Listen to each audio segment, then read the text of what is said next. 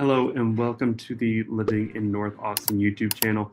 My name is Connor Olson and today we are going to be discussing Manor, Texas. Manor is a suburb to the northeast of Austin and has seen a lot of growth recently. You're going to want to check it out because it's one of the more affordable places to live within the Austin metro. So stay tuned and we'll get right into it.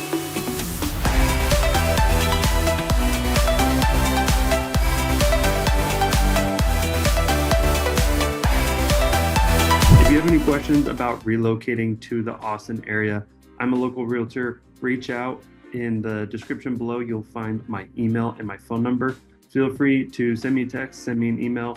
I'd be happy to help you figure out where is the right spot for you to move when you relocate to the Austin area. So let's jump right in and talk about Manor, Texas. Okay, so here is a map of Austin. The Austin city limits typically will go right around there. Manor is going to be located right over here. And I'm a little too zoomed out to see it, but if I zoom in just a little bit, you'll see there it is. So this is Manor, Texas. These are the city limits right here. And you can tell just to the northeast of Austin, it's relatively close to downtown. If you needed to commute, the distance isn't too far, but there is some traffic to be aware of, but we'll touch on that later. So this is the city boundaries of Manor. It's kind of an interesting shape. So this is just the current city boundaries. The reason it looks so different is they have brought in a lot of extra land into the city over the past 3 decades. That's called annexation. Basically, land let's call it right around this. This would be what is called county land, or in Texas, we call it an extraterritorial jurisdiction. So that's extra land out of the territorial jurisdiction of the city it's next to. So these places might have a Manor address, but they do not follow the same rules and guidelines of the city of Manor. So these areas are a part of the county. They have county laws that they abide by, not the city laws. So over time, let's say this was the original footprint of the city of Manor. Over time, they will annex a piece here, a piece here, a piece here, until they get this kind of funky shape that they have now. So that's a quick history lesson on how cities in Texas grow. So Manor is interesting, mostly because of its proximity to Austin. And as you can tell, it's not that far. If I were to look up the distance of the Texas state capital to Manor, Texas, it is 14 miles. Pretty close. The road you're going to get to Manor is going to be, on I-35, and then you're going to cut across to 290, and you're going to take 290 the whole way. 290 has a toll road. So that is definitely something to know, is that from basically here all the way into around here, this is a toll. And then right here, when you turn on the I-35, this is no toll. Okay. This section from 290 going this way is also not a toll. It's more of a highway. There's stoplights, the speed limit's lower, it might be like 50, 55, depending on the area. Whereas this section right here is a toll, speed limit's higher, 65 to 75, not a lot of traffic. So definitely something to know. So 18 minutes is how long it would take right now to get from downtown Austin to Manor. Pretty much the same if I'm going in. The real problem is when you're gonna go at rush hour. Manor is a big commuting city. A lot of the people who live in Manor work somewhere in the city of Austin. So I have traveled to Manor multiple times, and we're showing people some homes in Manor. And, I was traveling from Manor back to Austin around like 5:30 to 6:30, and this traffic gets really backed up. So this 290 road up until, right here where the toll begins, this can get really backed up. And right here, this is where the toll begins. And a lot of people choose not to take the toll. So they will take this road right here. This is Palmer Lane, and it cuts all the way across Austin. This gets extremely backed up because basically you're funneling thousands of people who don't want to pay tolls and they're just going to take the free option, which is Palmer Lane all the way across. So personally, that doesn't work out for me because I live up this way. So I need to go that way anyways. It doesn't make sense for me to take the toll down here and then go back up. So I've been stuck in traffic in Manor a lot. And I know I have some friends that live in Manor and their commutes can be 20 minutes without traffic, or it could be 45 to an hour with traffic. So that's definitely something to know is it really depends on when you're going, where you're going, and whether you're going to take tolls or not. If I'm going to downtown, I just started taking the toll because it frustrates me a lot. Manor, here is the downtown part of Manor, right here. And along 290, this major highway, this is where you're going to find all of your major shopping centers, your strip malls, your fast food, your restaurants, things along those lines. But the downtown itself is right here to the south, and it's not very big. It's fairly small, and there's quite a few reasons why. Manor was a relatively small town for a long period of time. So Manor was founded in 1872, and the initial exports of the town were cotton, cottonseed, and grain. At the year 2000, the population was 1,200 people, and since then, they have seen a massive jump in growth. In 2020, their population was 13,500. By 2024, their population is 16,000. And in the next 5 years, the city expects their population to grow from 16,000 to 42,000. So with that amount of growth, there is a ton of new construction going on. There's new homes, apartments, townhomes, duplexes. They're really just trying to build any kind of housing to keep up with this demand because Manor is actually one of the fastest growing cities, not just in Austin, but in the whole US. It ranked number 4 for fastest growing city in the US. So there is just a ton of growth and they're really trying to keep up right now. And that growth has caused a lot of problems that we're going to talk about later. Okay, let's talk a little bit more about the relationship of where Manor is compared to the city of Austin. So I already told you it's to the northeast of Austin. We talked about 290. There is another road right here. This is the toll road, Highway 130. So this is a toll road the whole way. It connects Manor up to Hutto to the north. If you keep going south, you'll hit Del Val, and it wraps all the way around down to South Austin and Buda. The most convenient thing to get to from Manor is the airport. So you'll just hop on 130 and then hit 71, and then this is your airport right here. So as you can see, it's a fairly straight shot.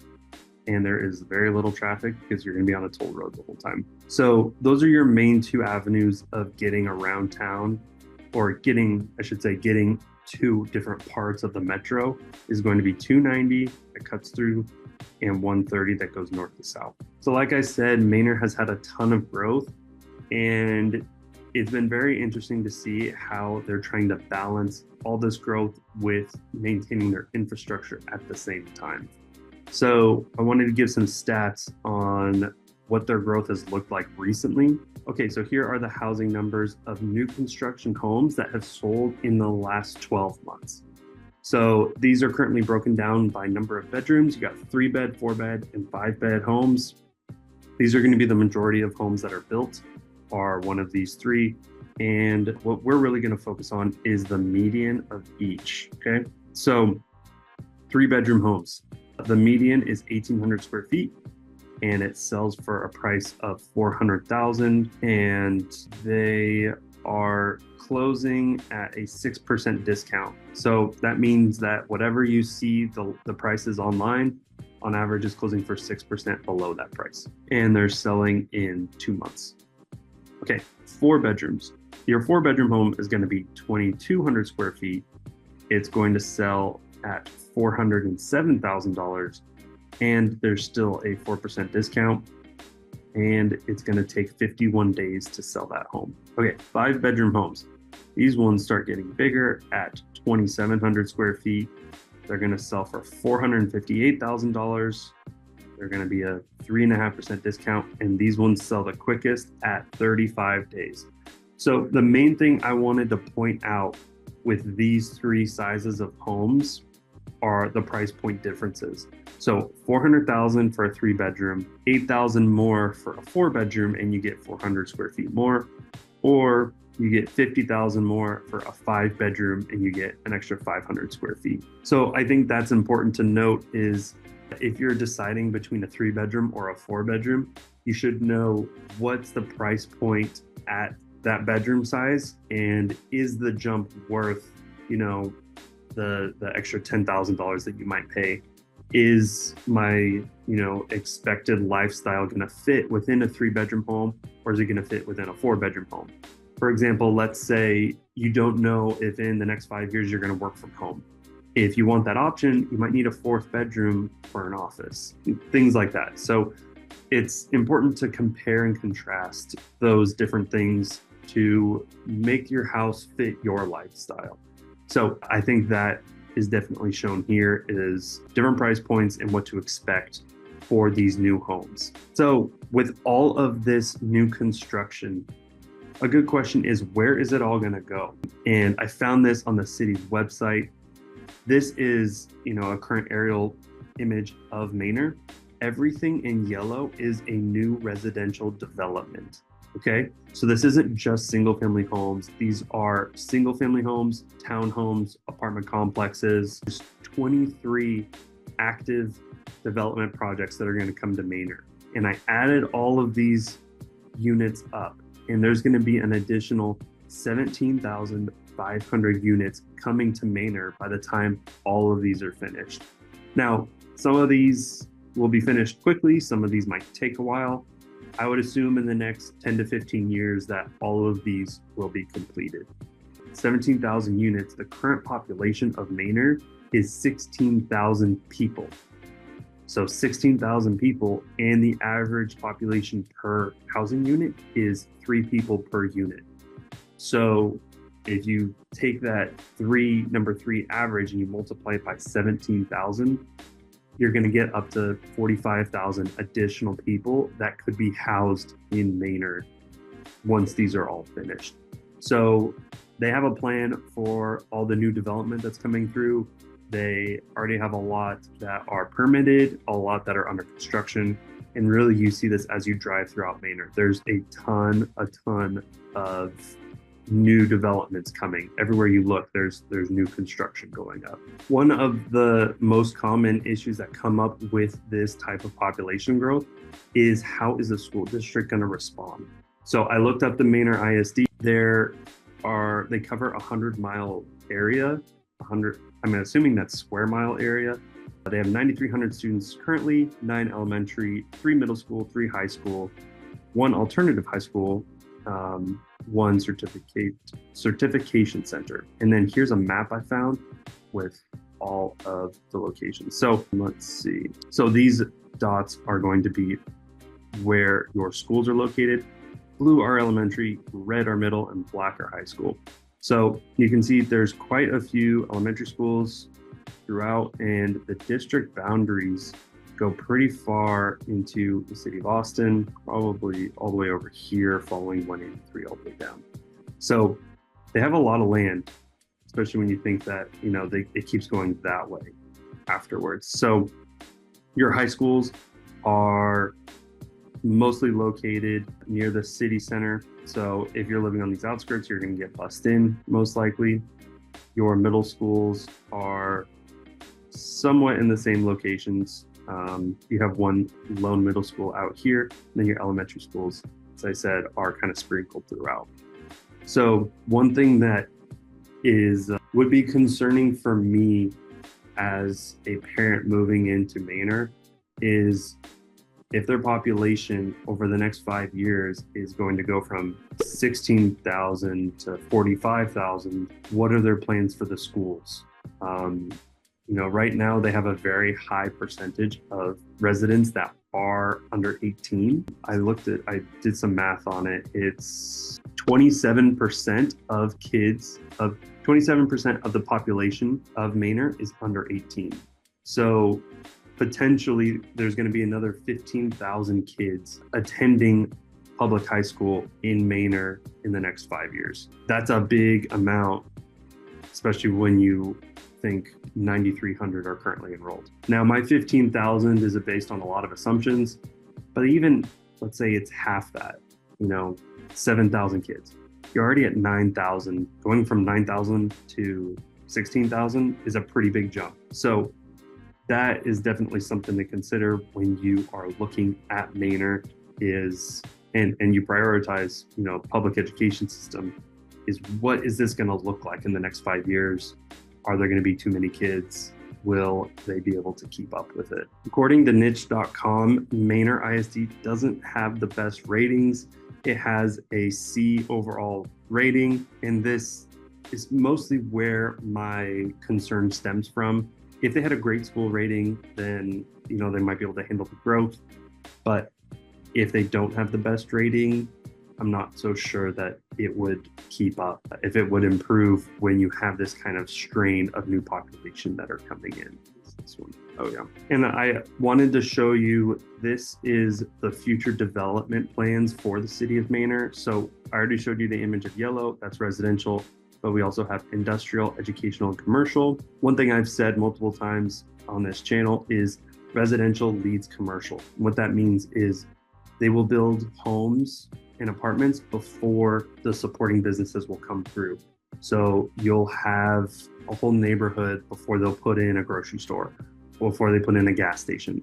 They need to make sure that it's economically viable to have that business be constructed and start operating before they're going to put it there. So you can see there's a ton of development coming on the north side and on the east side, and the commercial is still kind of tied to being along the highway. So don't expect a ton of commercial coming into these outskirts yet. There's not a population enough to support in some of those cases. So definitely there will be more commercial in the future, but right now you might have to travel quite a bit if you're in one of these outskirt communities to get to the commercial that you need to. So these are the plans for their expanded educational infrastructure. So they are putting in something called New Tech High School and Middle School. Well, they're putting in indoor practice facility. They are putting in a new K-8 campus, a charter school, and senior high school, early college. So they're getting in a charter school, which I'm assuming is all grades, K-8, and a high school. That's definitely a step in the right direction, but this looks like it can only house 2,000 students. So I assume that they're going to need to start building more and more schools to compensate for this. Otherwise, you'll have a lot of kids going into a few schools, a higher student to teacher ratio, things along those lines. So they are definitely expanding their infrastructure, but it might not be enough. I don't know, but that's kind of where I think things are right now. Okay, let's talk about lifestyle in Manor. So this is specifically targeting people that like to be outdoors, maybe families with young kids. One thing that Manor is lacking in right now is their parks department. So here's a map of this. This is what Manor is calling their 2050 development plan. It's basically all the projects that they plan to put into place until the year 2050. So here is a map. You can see in dark green, these are city parks. Orange is a county park. Blue is HOA parks, and yellow are growth areas. And I'm guessing these growth areas are places where they're going to see development of residential, commercial, but also areas where they can add in those parks. So you can see here, there's not a ton of parks. They're mostly concentrated on the west side. You have a really big one up here, a couple small city ones, and then HOAs throughout have quite a few parks, but not a ton. It's definitely something that they know about. It's definitely something that they know about and they're trying to actively improve. Here is all of them listed out. So you can see that they have 12 city-owned parks and then another 11 like HOA parks, with one of them being, looks like a county park. 12 city parks isn't a ton, but again, if you think about 10 years ago, they had, I believe there were around 6,000 population, which is probably great for back then, but now that you're at 16,000 and you're going to be at 40,000 pretty soon, I think they need to expand their park system. And then this was something that was very surprising, is this is a survey of the residents, and they said, what do you think the quality of the parks and recreation amenities are in the city of Manor? And the majority of them said they are either fair or poor. And then if you come down a little more, you can tell blues are positive, reds and grays are neutral or negative. One of the biggest things is there's not a lot of variety in the recreational facilities and parks. So maybe that means there's coverings and there's grass, but there's not jungle gyms, there's not water, like splash pads. They're kind of doing the same thing in just different spots. So those are definitely a couple areas of improvement that they are trying to address and are spelled out here in this Destination 2050 plan they put out. But there's just multiple surveys through here basically that the residents are saying the park system needs to be improved for our quality of life to improve as well. Let's see what else. Another reason why they're focusing on the increasing the park system is there's a huge population increase coming, and the largest demographic increase in that population is going to be people between 0 and 14 years old. So they're going to have a huge wave of young kids in elementary, middle, high school that need a place to go, need something outdoors, and right now it's lacking. So again, if parks are something that's important to you and where you live, and you want to be close to green space, Manor has that if you buy in certain areas. If you live on the west side, you're more likely to be closer to the park and have easier access. But if you're in one of the newer communities off to the east side or the north side, it might be a little bit of a drive and might not be the quality that you might expect. So that is it for the video today. Again, if you have any questions about Manor or just moving to Austin in general, feel free to reach out. My contact info is in the description below. Thank you so much for watching, and I'll catch you in the next one.